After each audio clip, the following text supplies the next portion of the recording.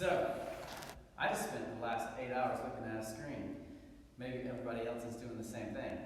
So, I'm going to get TRX certified, which is really cool, because we can have some suspension training. Excuse me, I haven't talked to anyone in a while, I've just been listening.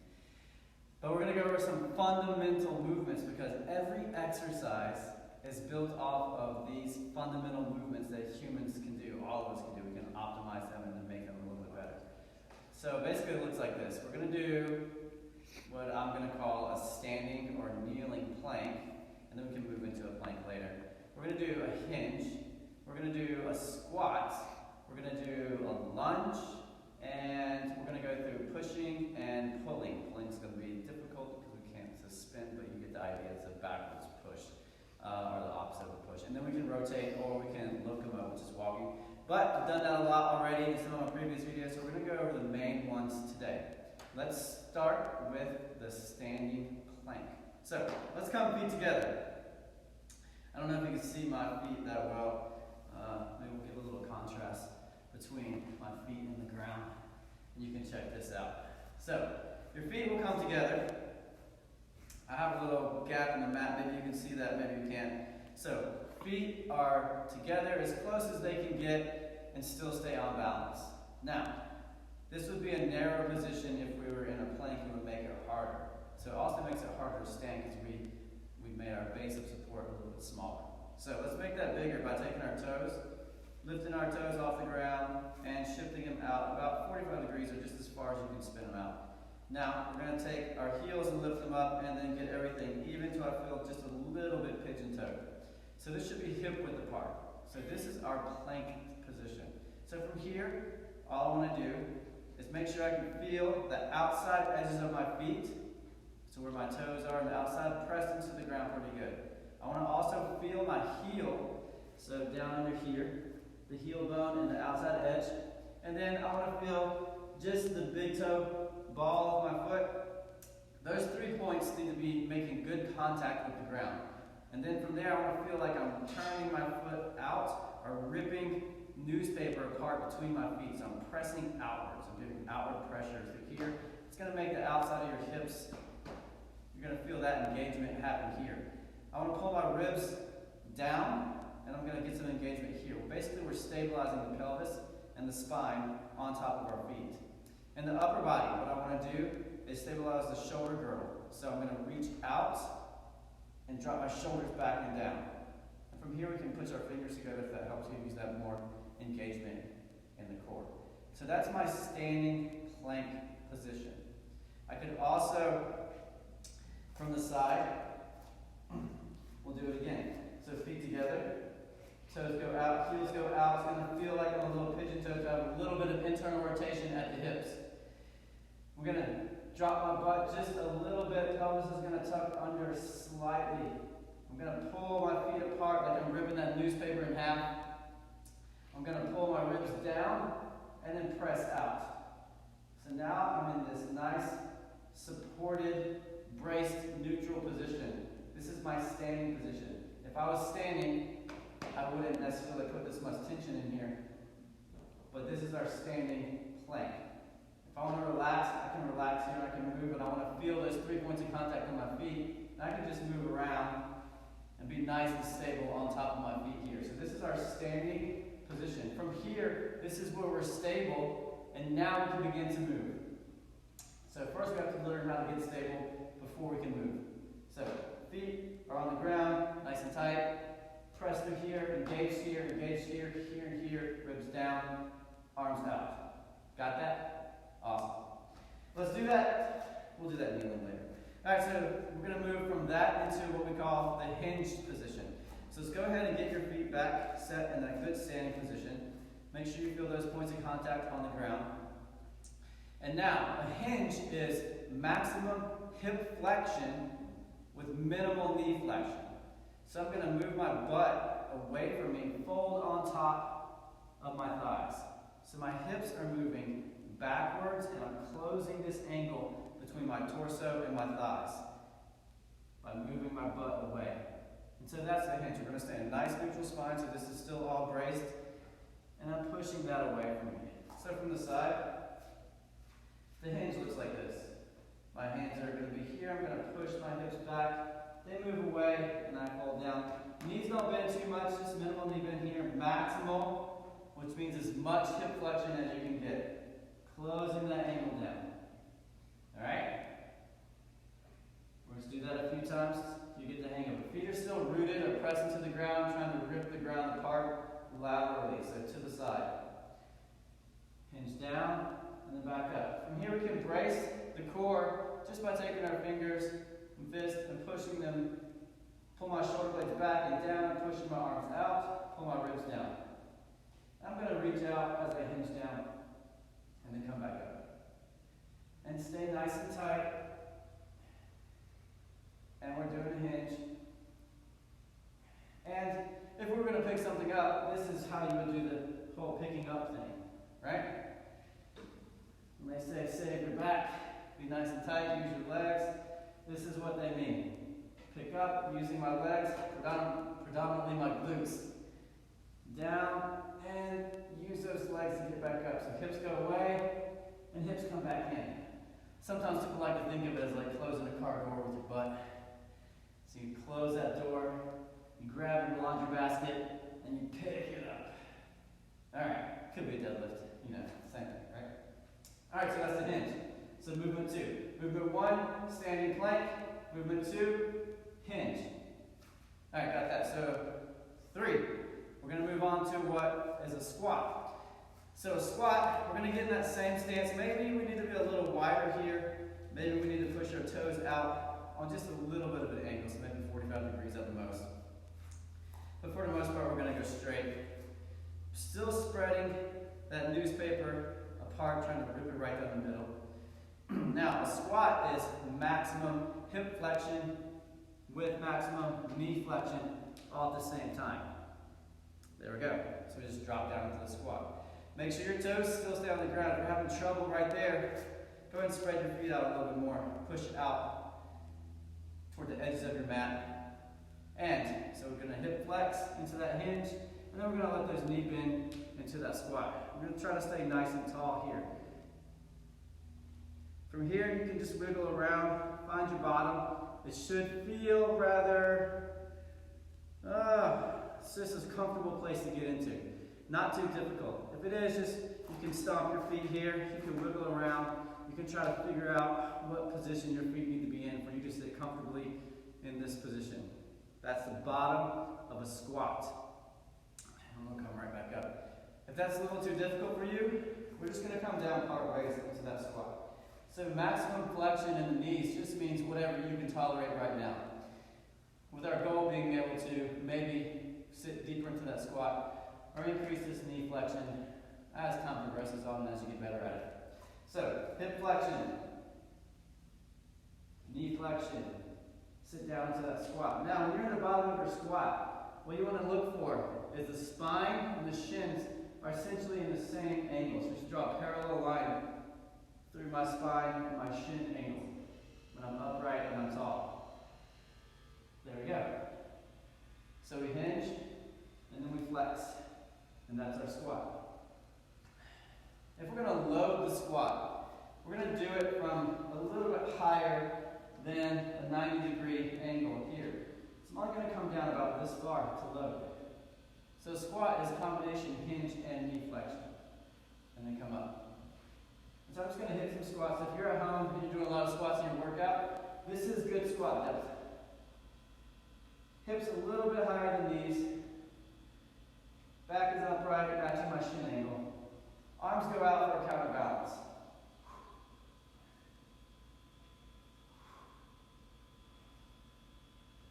And that's a squat. Coming all the way down here into the squat is unnecessary if we're trying to work out. But let's give you another way to do it. So, when I teach this, we reach up first. Then we fold. Grab the ankles. And here I'm going to pull myself down. Pull down. And now, we may need to get a little bit of rotation in, which is the last movement. So I'm just going to reach up, and then raise my hands and come up. If you find yourself having difficulty in the bottom of the squat, it's probably because you're missing some extension in that upper back. And so this little bit of rotation that we get as we fold down and pull and turn here, there's a nice pop in my back. That's going to help us with that spinal extension. Again, if you can't get all the way down, it's okay. Just do what you can for now. So recapping, standing plank, hinge, and then squat. Movements 1, 2, 3. All movements build on these things. So as we progress, and we're going to move to a single leg stance next with the lunge, you can imagine that all the other exercises that you do have some form of what I'm doing today in there, which means we really have to be good at these before we can do those more complex things. So from squat, we're going to take that into a split stance. What that means is we're going to put one leg behind the other one. We're still going to have some width to our stance, maybe 1 foot width between 2 feet. We're going to step back and let our front knee bend. So now we're in a lunge position. From this lunge position, when we're learning, we're going to keep everything 90 and 90, which means when my back knee goes down, I'm not going to just lunge here. We're going to be straight up and down. So I'm going to carry my torso on top of my hips. I'm going to move just up and down. 90-degree angle here, 90-degree angle here. Yes, this is balance challenging. So from here, I just want you to push up into the front leg and off the back toes, like you're scissoring your legs together. So heel is moving toward the front toes, and front toes are moving to the heel. You're not going anywhere, but that's how you're going to get yourself up. You push up into this split stance position. So we're just going up and down. Stay nice and tall here. Down and up. Scissoring my feet. Down and up. Down and up. And this is where we begin to learn how to lunge. We're just going down and pushing back to get back up. Other side. So let's turn, put the other foot in the back and the other one in the front. For me, it's right and left. I'm going to drop myself straight down like I'm going up and down an elevator, not on the escalator. All right, here we go. Down, and then push so I can come up. Down, and then push so I can come up. You can reach out here, and then come back up. Nice and tall, working the leg in the front and the back. Like I'm squeezing them together. All right, so once we get a little bit better at that, we're going to turn this 90-90 lunge into more of what we call a split squat. So for that split squat, you're going to take a smaller stance, maybe 6 to 12 inches behind. I'm going to let my toes angle to my front feet. And now I'm going to do essentially a single leg squat. All the way down, and you can see how my trunk and my shin are in the same angle. I can move a little closer because I feel more comfortable here. And then this side of me is doing a single leg squat. And then to get back up, if we need to, we can push on that knee as we move forward, and then come up. So single leg, toes in the back. I'm not really on this leg. It's just there for like a kickstand. It's not helping. All the work is in one leg. So we're going to squat, and then we're going to stand. Single leg.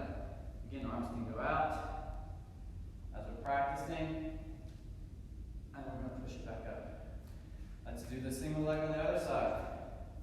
So feet are together, side by side. We're going to put that leg back just a little bit so my knee hits about midfoot or ankle. It's going to look like a single leg squat on this one side. So this is my squat position. Maximum knee flexion with maximum hip flexion, all at the same time. And this is the bottom of my squat. And then up. Again, this leg is not pushing like we were in the lunge. It's just there for a kickstand. I don't really need it. Down. If I need help getting up, I push into my knee.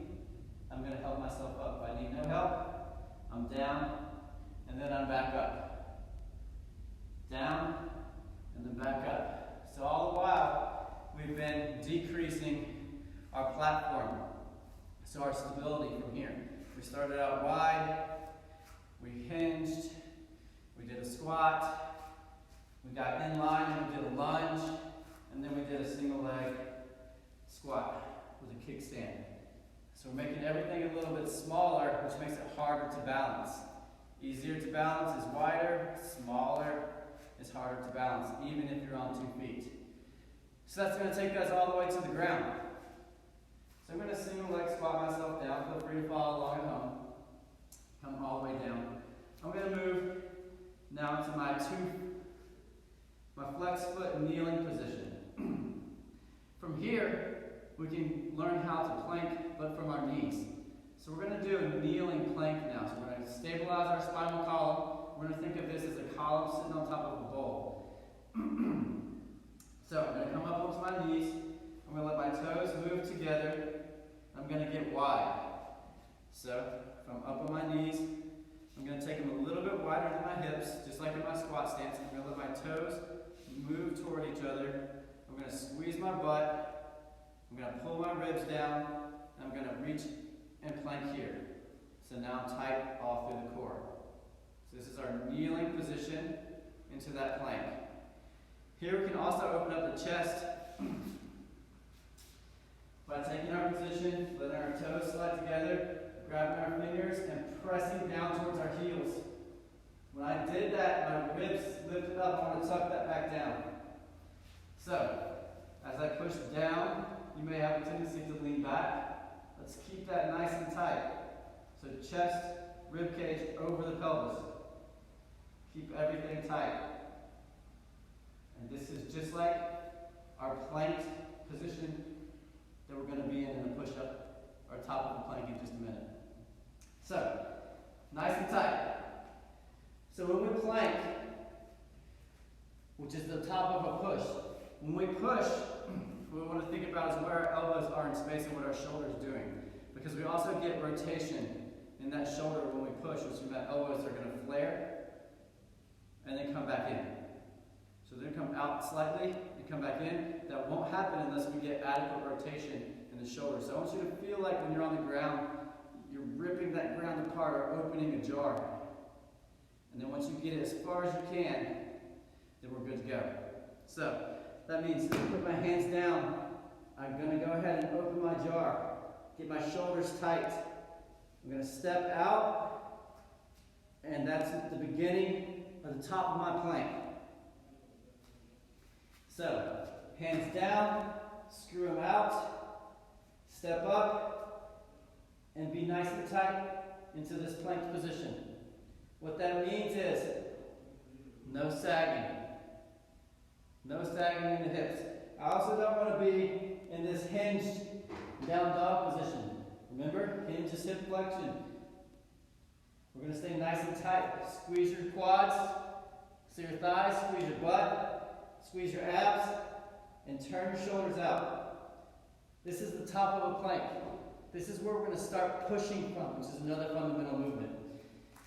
I'm going to start from the floor, and what you want to see is me come up as a single solid unit. So, hands near the collarbones. Get yourself nice and tucked in so my elbows are out. I want to pull them in. I'm going to tuck my feet in, squeeze my legs, squeeze my butt, and I'm going to lift. And exhale. That's your push.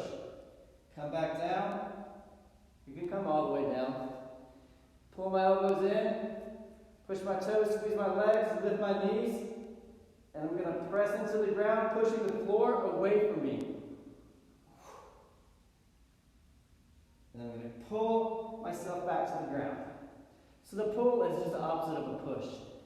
Screw my hands in, pull my elbows in, squeeze my legs, lift my knees off the ground, press the floor away from me, and that's our push. To get back down, I'm going to pull myself down. So I'm just going to reverse that. I'm going to pull my elbows up, pull my shoulder blades together, pulling myself to the ground. So push, and then a pull. Push, pull. If I had something to grab onto, I would pull that towards me. My hands would be out, pull in, elbows come in, and I'm pulling towards. Pull up, same thing, grab here, pull down. You want to get those elbows in as quickly as possible. So if I'm out here, elbows come in to pull in. Even if I'm doing my pull-up or overhead press or whatever, we're going to pull that back down, elbows come in. That's the pull. So push-pull. Standing plank, hinge, squat, lunge, split squat, push-pull, and now we're going to add rotation to that. So rotation just means my spine can rotate. I'm going to do that from the ground. Easiest way to learn this is probably with a roll. So, lay down, arms and legs in nice wide position so I make an X on the ground. I'm going to take one side of me and just roll over from the top down and then the bottom up. So arms going to come across, head goes with me. I'm going to lift my head, rotating across my spine, until I finally flip all the way over. I'm going to lift my arm, hands follow the fingers, and I'm going to roll myself back. I'll do it this way. I'm going to follow my hand, just tracing it, lifting and crunching, rolling across. Lift my hand, lift my head, eyes follow the fingers to get back. Last thing here, we're going to do lower body. So I'm going to pull my leg in. I'm going to push my knee toward the wall, away from me or to the edge of my mat until I start to roll over. Then I'm going to push my foot back down. I'm going to use that same leg to get back. I'm going to bend my knee. I'm going to lift it and start to pull it back over and then kick it down. And hopefully you get a little floppiness in there. So we'll do it on the other side. Pull that knee in. Push it toward the edge of your mat. When you start to come off the ground, kick your knee down. And then you just drove yourself over with your lower body. Bend that leg, pull that knee up, and then kick it down. And that's your rotation. We're going to come back up to standing. Why is all that important? Because we're bipedal people. We walk. That's our most natural, fundamental movement.